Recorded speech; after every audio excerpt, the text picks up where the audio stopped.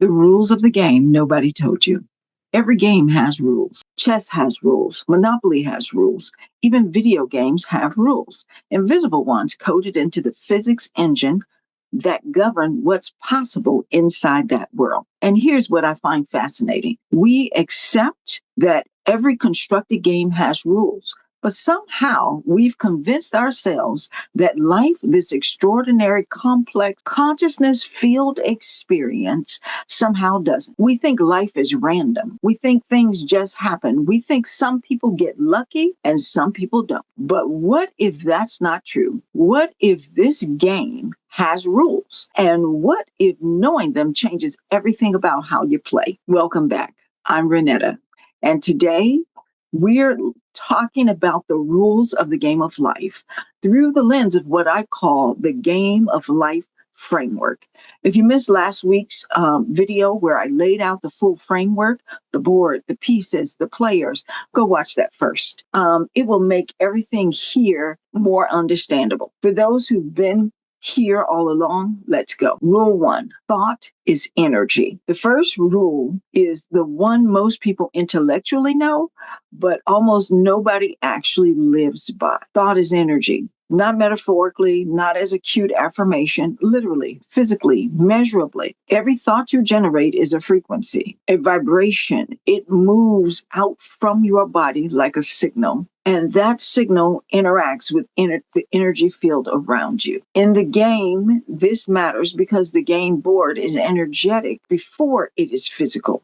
Everything that exists in the physical world, your relationships, your career, your home, your health, started as energy, as thought, as desire. If you want to understand why your life looks the way it looks, look at the quality of the thoughts you've been broadcasting. The pieces move based on the thought energy. You can think your piece into a corner, or you can think your piece into open territory with incredible momentum. This is not woohoo. This is physics. This is quantum field theory meeting consciousness science. Rule 2, the law of attraction is actually more like the law of resonance. People talk about the law of attraction like it's a vending machine. Put in good thoughts, get out good stuff. That's not quite it. And I say this as someone who went deep on this trail, really deep on this trail. It's more accurate to say like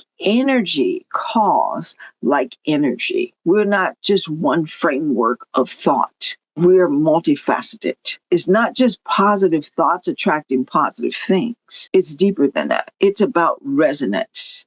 We have both positive and negative in us, all of us.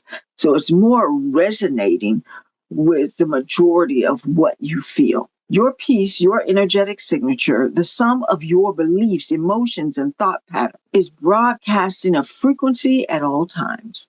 And the game is constantly organizing around that frequency. Opportunities, people, coincidences, setbacks, they're all in resonance with where your piece is vibrating. This is why you can say affirmations all day long and nothing changes, because affirmations are surface level. They're surface level thoughts. But the body, the emotional body, is broadcasting something entirely different underneath, or it can be. It's very fortunate when you resonate the same thing. Real resonance alignment is when your thoughts, your emotions, and your beliefs all point in the same direction. That's when you see results. That's when the non-physical players can really work with you because the signal is clear. The channel is open. Rule 3, there's no assertion. Free will is an inviolatable construct. Here's the rule that took me the longest really to sit. The non-physical cannot assert. Free will is sacred.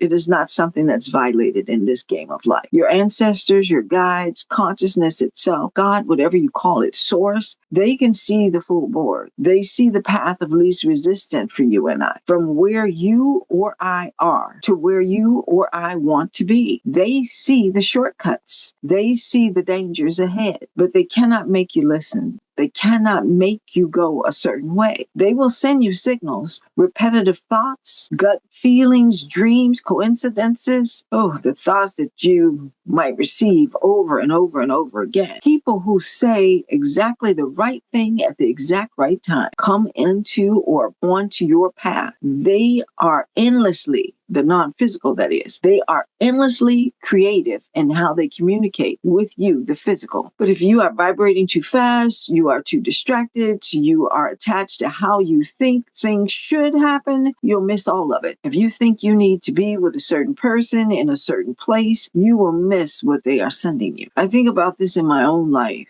There have been moments where I felt pulled towards something, toward a business decision, toward a creative project, toward a conversation, and I dismissed it as just a feeling. I thought I'm usually having lots of thoughts and feelings, and so it was hard for me to distinguish when it was life calling me to something that I desired based off of what it assesses of what energy I am putting out. And I missed it because I was overthinking or underthinking. But I'm learning, and I have learned to pay closer attention, to listen to the subtleties. Anyway, later I would see exactly why the pull was there when I ignored it. The non-physical players were moving pieces on the board. They were creating the opening. They were creating the opportunities, the possibilities for what I desire. They're not trying to force you into a position, a spot. They're calling you to what you desire, what you want to experience, why you are creating what you are creating. Anyway, the rule is act, be open, trust the signal. They will not force the move, but they will facilitate every single one you choose to make. Rule 4, the game never ends. This one is both the most comforting and the most paradigm shifting. The game is never ending. Physical death is not the end of the game. It is a piece returning to its energetic state. The matter dissolves, the energy, the consciousness continues on. In chess terms, the piece leaves the board, but the energy that was the piece rejoins the full field. It becomes part of the non-physical players. It watches the game with even greater perspective. It participates in ways that are invisible to the physical pieces still moving on the board. Your ancestors are not gone. Our ancestors are not gone. They are right here playing right alongside us. They're just simply playing from the other side. And they are invested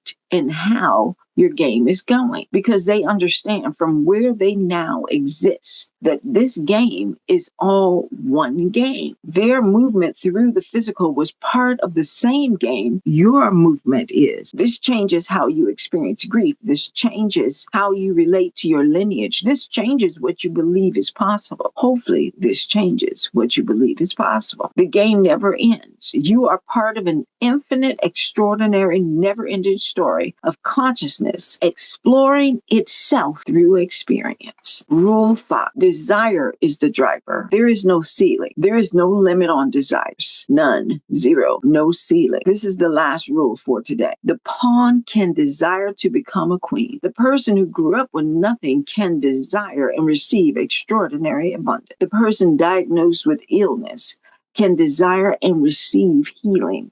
The child in a village with no books can desire and receive a Nobel Prize. Desire is the engine. Desire is what animates the piece and sets it in motion. And this game is designed, literally designed to support desire. The non-physical players don't evaluate your desires for worthiness. They don't measure them against what you deserve. They respond to the clarity and resonance of the desire. They respond to your openness to receive. You want to buy tires for your truck? That desire moves the game. You want to create a new form of artificial intelligence? That desire moves the game. You want to win an Olympic gold medal? That desire moves the game.